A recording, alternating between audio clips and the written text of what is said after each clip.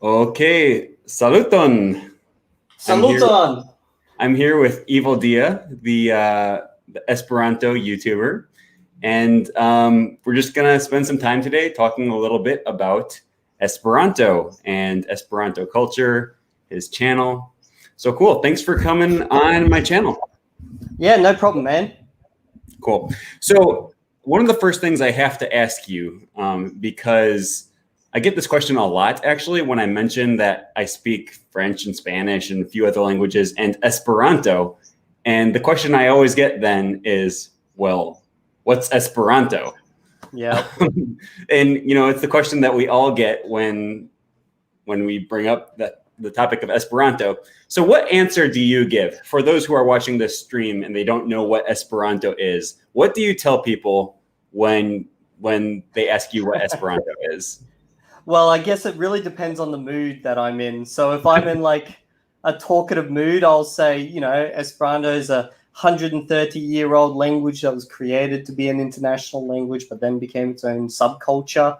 And then I'll go through that whole spill. But if it's like, I don't think this conversation is going to go anywhere, then I'll probably just say, oh, it's just a very little European language most people don't know about. Right. Yeah. Depends how long you have to discuss. Because, of course, the next question people always ask when you say, I speak a constructed language is, why would you want to learn to speak a constructive language? Yep. Yeah, I get that one all the time, as well as instantly after the previous one. So It's always, what is Esperanto? You tell them, and then they're like, so why would you speak this artificial language? And it's like, well, you just found out about Esperanto, but I guess I'll go into this spiel as well now. Yeah. It's like, after you talk to so many people, you start to just get your script prepared so you know what to say. Yeah, pretty much. Start going through the checkpoints in the head. Mm-hmm. So how did you learn about Esperanto? How did you find out about this language? Oh, so that was I kind of stumbled across it. So what happened was, I guess it's probably over 10 years ago now.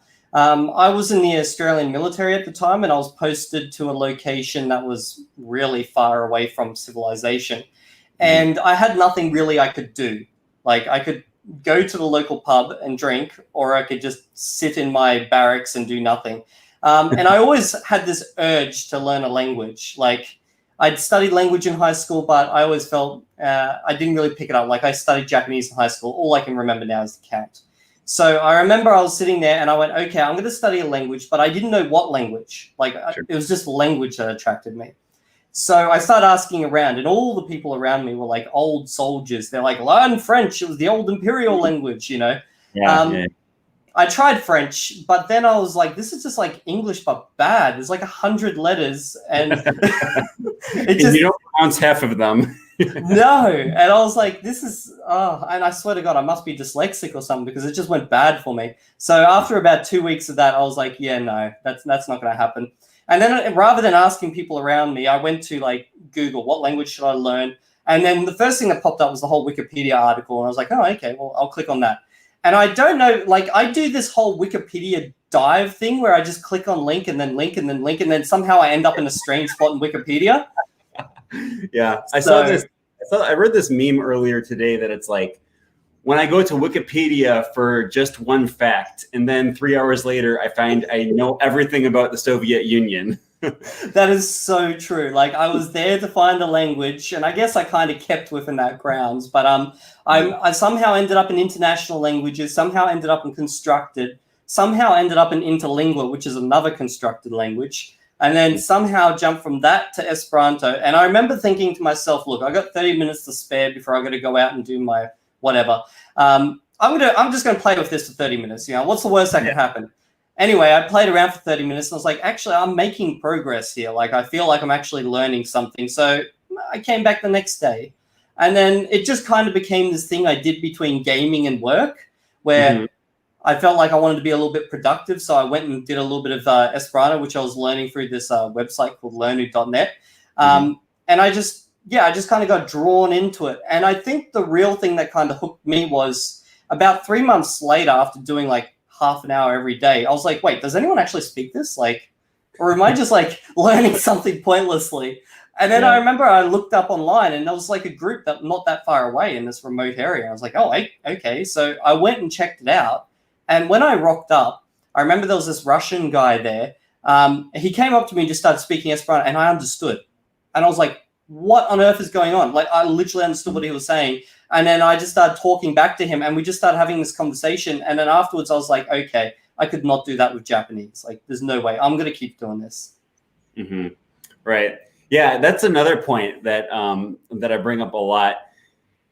For those who don't know, for those who have studied Chinese or French or Spanish or many other languages, you know, and you think learning language is this huge endeavor that takes years and years and years, which, you know, many of us have spent years learning Esperanto, but it's so much easier than any other language I've ever tried to learn before. And it was designed that way. Yeah, well, I guess that's the whole point behind it. Right. As opposed to like other languages that came before it, like Volapük, which I think Volapük was actually designed to be sort of difficult. Yeah, it had like it was designed to be an international language, but it had like other semi-priorities and stuff. I remember I went in a Volapük dive like a few years ago, just checking out because it's kind of linked to the Esperanto history in a way. But yeah, like. I came away from that going, I'm glad I found Esperanto, not Volapük, because I would not have stuck with it. Yeah. No, it's just, it's really, what would you say, demotivating to spend so long learning a language and have it be so hard, which is honestly part of the draw of Esperanto. Like, it's really encouraging and fun to see yourself making such quick progress. But you brought up another point while you were telling us the story of, does anyone actually speak this language? So how many people do you know? Like, do you have friends? Do you go to clubs? Tell us a little bit about that. Okay, well, later on I moved to Sydney, and then the Esperanto community in Sydney is really quite vibrant. So, like, I think about maybe 25 minutes by train away from here, there's actually a place called the Esperanto House. It's like a 2-story house right in the middle of the city. It's got a library, and there's like every Saturday there's a meetup there. I don't go to most of them just because I've got things I got to go do. But there's like every Saturday there's a meetup. If there's not that, like half of my friends here speak Esperanto, so I can it's just becoming part of my daily routine now, because like I met those people through Esperanto and they kind of share similar interests. Maybe it's programming, maybe it's linguistics. And then it just became, that was why we hung out. And the language was just like how we communicated. Mm-hmm. Right. And, you know, I get the question all the time, why would you learn a language that no one speaks? And, you know, it's kind of I suppose that would be a logical question if you just say it's a language that was created. Someone just invented this language. Well, then obviously no one speaks that language if someone just invented it, right? Yeah. But it's not the case. You know, I know so many Esperanto speakers, you know, mostly through the internet, but also through in-person gatherings and meetups and the Passport da Servo. Yeah. So I remember finding your YouTube channel about 5 years ago, when I just sort of started learning what Esperanto is and why, you know, reading a little bit about why it exists, why it was created and stuff like that. And I remember thinking, and then like I also found Kaito and some other bands that sing music entirely in Esperanto. Yeah. And as someone coming into it not really understanding, it seems sort of like, you know how everyone sort of marvels at the guy who took all of the time to translate the Bible into Klingon? Yeah. Right? Well, that seems like a momentous waste of time. You know, for those who are not initiated, why did you decide to take the time to make a vlog or a YouTube channel entirely in Esperanto? Well, it kind of started not in Esperanto. I remember so when I started that, I was actually training as an actor, and I was doing acting. Like I'm too fat to be an actor now, but back then I was training as an actor, and I was trying to find a creative avenue. And I remember that I started in English, and I was doing things in English, vlogging, and I was meeting up with other actors and stuff. and they were going okay. And then one day, I remember one of my vlogs, I was like, I'm just going to speak about, Esperanto. And I remember I spoke in English, and that suddenly went like viral in the Esperanto community. And then people are like, we want to hear you say something in Esperanto, because this was back when there wasn't that much filmed content. And I was like, okay. And then I just made a vlog where I was just speaking away. And then after that, it just my channel almost started speaking Esperanto. Then sorry, my channel just got flooded with Esperanto speakers, and it just became, well, then I might as well do Esperanto, because obviously there's a need for filmed material in Esperanto, because these people don't have that ability to meet people every day who do speak it, because some Esperanto speakers are found in the most random locations. So I just kind of started making it, and then after a while it became like, well, this is actually helping me improve. Like, I'm getting really good at topics I normally wouldn't speak about, because now I'm like covering everything. And then it just became like kind of this series where I make something, someone will comment and like point out mistakes or alternative ways of doing things. And it was just like I guess a way of just self-improving. Sure. Yeah, I also have a much smaller YouTube channel where I speak only in Esperanto. And they kind of started off as just a place for me to upload videos of myself speaking, because I wanted to sort of record my progress and, just be able to look back and also just have sort of a record of my progress. But it was bizarre. Within like several hours of me uploading my first video, I didn't share it, I didn't post it anywhere, and I already had 4 subscribers. And I was like, who are these people scouring YouTube? They just must like be searching for brand new Esperanto YouTuber or something like that. Yeah. They're probably sick of seeing my face, wanted a new face. Yeah. Well, I mean, you are, by far the most prominent Esperanto YouTuber. So when you first started doing YouTube, was there anyone else that was doing Esperanto YouTube or Esperanto vlogs or anything like that? There wasn't anyone doing vlogs. There was a few other YouTubers who would do like a video maybe every 6 months or something. Like, I wouldn't say it's even a YouTuber, but there was I remember there was one girl who did like music videos in Esperanto, and I actually listened to them and thought they were pretty good. And I kind of went back to her content a lot, and she made like a bunch.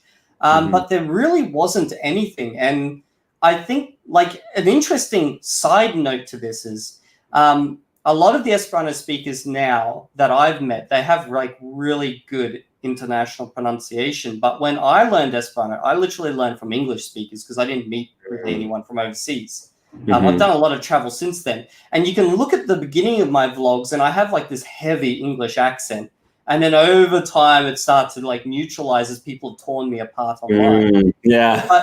But yeah, it's like at the beginning, there really was no one. So like 10 years ago, there was a few videos here. There was a couple of video courses, and that was pretty much it. Maybe some music videos. But now it's just like, it's so easy to find Esperanto YouTubers. Right. Yeah. We're a dime a dozen now. yeah. Nothing special anymore.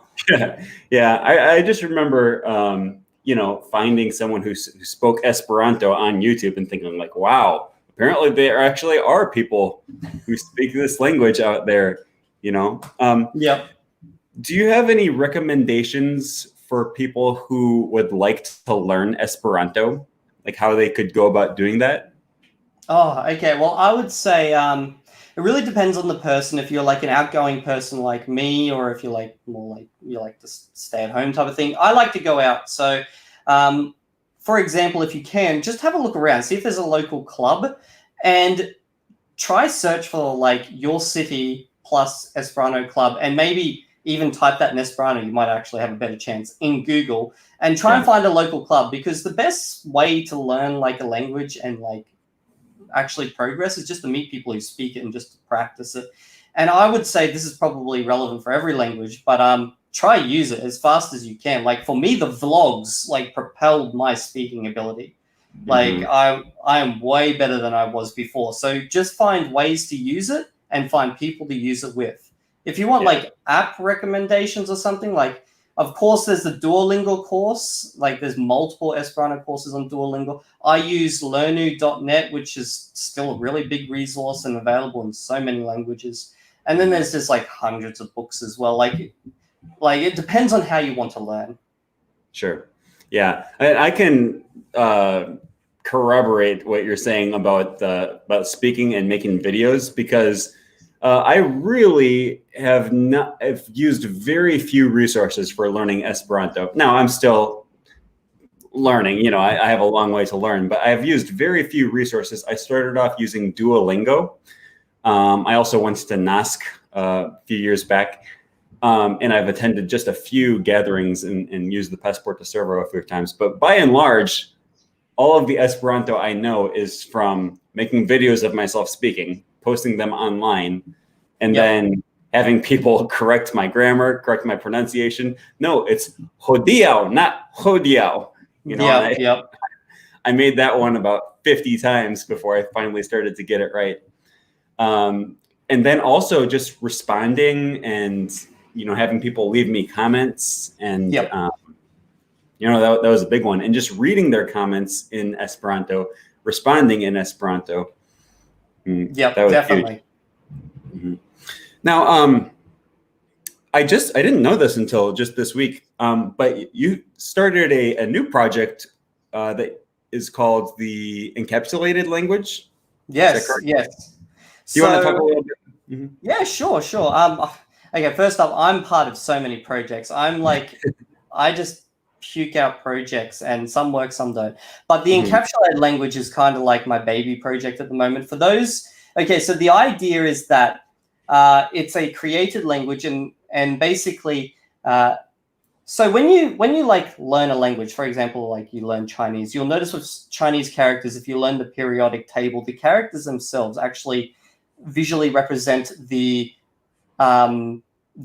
I guess, oh god, you got me off guard here, but like the atoms and stuff. So like you've got like the gas and all that type of stuff, so you can look at it and instantly know what it is. So the encapsulated language is basically designed to be a language where every single word can be broken down into a scientific or mathematical meaning, so that when a child would learn it natively, they would learn these words like you and me just talking, but when they hit school, the teacher would teach them how to break down their words, and they wouldn't have to memorize like all these scientific formulas and mathematical facts and various different things. So it's a small project at the moment. There's like 130 people or something like in the Discord working on it, but it's been going for about 6 months now, and it keeps going through revisions as it's growing. The idea is in about 4 years that it will be complete. But yeah, it's a bit hard to squish it all into one thing. But yeah, the idea is like, instead of saying water, you would say like H2O. And now there's been a lot of philosophical languages which have kind of touched on this idea, but it's separate again. Check out the website. Like there's a website for it and everything. Yeah. I can include that link in the description below here when, you know, after the stream is over. Also, by the way, if anyone doesn't yet know Evildea, I have included the link to your Esperanto channel below. So if anyone's interested in that, you can click down there. I totally get what you mean by wanting to always be doing different projects. I have the exact same thing. Right now we're doing this 30-day record yourself challenge where, you know, every day I'm recording myself doing like a 1-minute video in Esperanto. Oh, wow.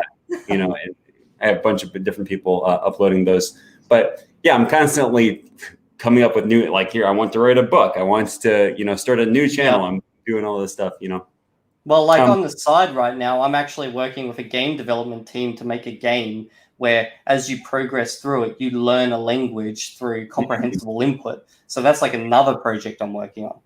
Yeah, that's huge. And I think that's a totally untapped area for a lot of language learning because, you know, I want to learn all these languages, but I don't always want to take the time to sit down and read for an hour and a half about grammar and stuff like that. So if there's something that is just fun for me to do, like I could sit down and play Call of Duty for 2 hours, no problem, you know, or I could play Skyrim and I could do that an entire Saturday morning. But I'm not learning anything. So if we can combine those, then. Oh, totally. Because that's like, because what I'm doing is I'm working with an artist and a designer at the moment. And basically the idea behind the game is that you are a magician traveling through this world. You got to defeat your enemies, all the standard game type stuff. But rather than like clicking on bars to shoot spells, you literally got to type out the magical language, which is your target language. Right. So you start with small words and then phrases, and it builds up. And it's like an isometric Diablo-esque style game. Yeah, that's really interesting. That's an interesting idea. Yeah, I like that. If you have a link or if there's, Sure. I literally launched a devlog about it today, so I'll just drop it below later. Okay, cool. Yeah, just afterwards you can send me like whatever links that you want me to include in the description below. Cool. I also want to open up the chat to questions. So if you guys have anything that you are interested in asking before we get too far, just leave a few questions down there and we will try to get to as many as we can. So you mentioned the comprehensible input. And I remember watching some of your videos from long ago. I think you were playing World of Warcraft and just speaking in Esperanto. Do you find, that method of the comprehensible input of just listening and watching something happen, have you had much experience with that? And how would that compare to more of a head knowledge method of learning grammar and learning, here's the accusative case and things like that? Well, I believe comprehensible input is the be-all, end-all of language learning, like for me personally. Now, some people love the book route method. I feel like that is very archaic. Like a while ago, I did a test, and this was actually to kind of test the future game idea, but I made a small series, 12 or 15 videos long, I can't remember, of teaching Esperanto without a lick of English. And I started with the first video basically with a whiteboard and just pointing at things and then slowly introducing new words through indication, like physical means. And some people call it direct method, some call it comprehensible input.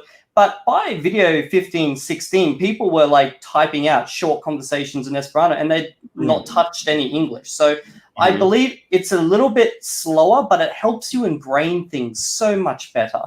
Because you're visually making that connection with the concept as opposed of connect it with English, then translate it, and then use it. Yeah, I agree 100% with that. Here, Elena from Elena Fenomena says, speaking of games, tell us something about your horror game. Is it this recommended to language students with heart conditions, or is it an all-come type of horror game? Okay, so this game that we're working on, it's kind of horror a little bit, but it's more like soft horror. It's not going to give you any heart problems. It's probably going to be more amusing style horror in a way. I wanted to go like full hardcore horror, but then I thought, people are going to be learning this, like using this to learn a language. I don't want to give people heart palpitations. Yeah. Also, someone asks, a guy with a hand asks, is it just going to be Esperanto or will there be others? I know a lot of very niche conlings, and it would be really cool if people could make their own custom courses inside your game. So what we're going to do is for the prototype, it's going to be in Esperanto, and we'll release like 1 or 2 levels for people to play around, give feedback. And then at the end of the year, we're going to run a Kickstarter and basically say, these are the languages that are going to be additional with stretch goals and all that type of stuff. And then based on how much we can actually raise, we'll start bringing in other languages. The reason we're starting with Esperanto is quite simple.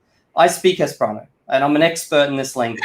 But if I want to bring in French or German, I'm going to have to bring in an expert on French or German to basically work with us. Cool. You also have a little bit of experience with Toki Pona, don't you? Oh, I would not say I have that much. Like every now and then I go into like a little Toki Pona thing and I try it out a little bit. And I like the concept of Toki Pona, but I'm kind of a precise guy, and that whole ambiguity just it makes But I think it's an amazing project. Like it's growing rapidly. I've seen so much awesome content come out in it. And although it's not my thing, I like the fact that it's not a new version of Esperanto. I like it that it's its own thing. Yeah, it's very separate. Yeah. I totally get what you're saying, though. Esperanto or Tokipona is not something that I've ever felt like I need to dedicate. It's not like a language I need to master. I don't have huge goals with that. But I did I took a winter break 5-6 years ago, and I was like, all right, I'm just going to learn Tokipona for 2 weeks.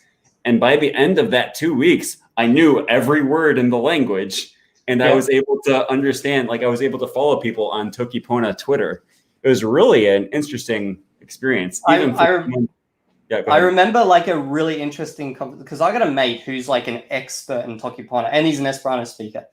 He would be able to comment so much better. But I remember someone else saying that in Tokipona, you can speak with someone for 30 minutes and have 2 separate conversations because you both think you're talking about totally different things. Yeah, it's true. It's true. But yeah, it is bizarre how little time it took me to be able to just be able to read and understand what's going on. And yeah, definitely there are times where like, all right, either this person just said his car broke down or he said his house is being invaded by termites. His house is driving away or something. Yeah, exactly. Yeah. So cool. Let's see. In the Middle Ages, sorry, I'm going through some of the other questions here. In the Middle Ages, people learned Latin with 6 cases and many exceptions in them. And now they think Esperanto with 1 accusative case is difficult. Yeah. Yeah, I remember when I started Esperanto and I met the accusative case, and I was like, why? Why does this exist? It makes my life hell. But now, after I've gotten fluent in the language, I feel like it gives the language an ability to be really rich. Like I can create the most interesting like sentence formations, like interesting poetry, literature. It like if you took the accusative away and you were stuck with a static like SVO structure, I feel like it wouldn't be as rich a language. Now, that's obviously subjective. It's not like a scientific thing, and some people say it's completely useless. But for me, at the beginning, I hated it. Now, I can't live without it. Yeah, that's true. I thought the exact same thing. I'm like, why is this in here? English doesn't have it. We don't need it. It's not useless. It's so hard to remember. And then there's really strange rules. Like, when am I supposed to say tien instead of tia, right? Or like, there's exceptions. Like, I don't know. I just thought it was really difficult. And then you start to realize, especially when it comes to like poetry and stuff, it gives the language an ability to be a little bit more precise. Yes.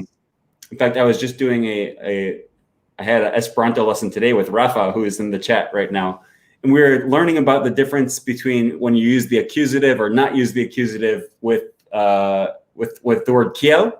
Like, and I think one of the examples, Rafa, you can correct me if I say this wrong, but one of the examples was like, mi manĝas legumojn pli ol kuniklo, or pli ol I know what one you're talking about. Yeah. So it's basically you're doing either a comparison. So mi manĝas legomojn kiel kuniklo means I eat the vegetables like a rabbit eats the vegetables. But if you said kiel kuniklon, it's got a different meaning again. It's like you eat vegetables like you eat rabbits. Yeah. And then the other example he gave was mi amas vin pli ol mia edzino. Pli ol mia edzino. I feel like that is, it's definitely a use for the accusative, but I feel like that one exists just to make people's lives difficult. Yeah. Right. Yeah, some of them, I mean, it does help clarify things sometimes, but it's really funny. Here we have a question from Alexo from Exploring Esperanto. Question for Evildea. Aside from textbooks, what was the first full Esperanto book that you read all the way through? Oh, okay, the first full... See, I'm not a person who generally likes reading books. I actually kind of avoid it. I like video content, but I have read a few Esperanto books. I can't say exactly the first one, but I remember the first 2 that I enjoyed in Esperanto was La Hobbito, which is The Hobbit. Funnily enough, I'd never read it in English until that point, so I read it in Esperanto. And that was like so many new words I had to learn. And there's also like a dodgy translation of the first Harry Potter book. And I read Harry Potter when I was a kid, and I was like, I wonder what this is like in Esperanto. And I read it, and I remember doing like grammar marking on it and stuff, and going, yeah, that's wrong. But yeah, so I started, I guess, with La Hobbito would be my main one, and then after that, La Stona Urbo, and then there's like a bunch of other books that I still need to get through. Yeah. I don't think I've ever read an entire Esperanto book all the way through, although I did start reading Gerda Malaperis like 5 or 6 times. Oh, yeah. Everyone recommends that. And I started, I think I read that one like 4 years after I'd actually learned Esperanto because it just didn't seem appealing to me. It's really hard to make me read a book, even in English. Yeah. The nice thing about that one was that it starts off very, very basic. It's like, mi estas Bob, vi estas Bill. Right, exactly. Yeah. Exactly. And then it slowly gets more and more complex as you progress through the book. So it like forces you to to stretch yourself as you read, which is a nice concept. Cool. All right. Well, it looks like we've reached the end of our questions in here. Okay. Cool. I think that's a good place to end this chat. So thanks for coming on my channel. And no problem, man. Yeah. And like I said, send me some of those links of the things, that different projects that you mentioned, and I'll definitely include it down. Here we have one more question before we go from Barbara. What's your favorite song in Esperanto, and what do you like about it?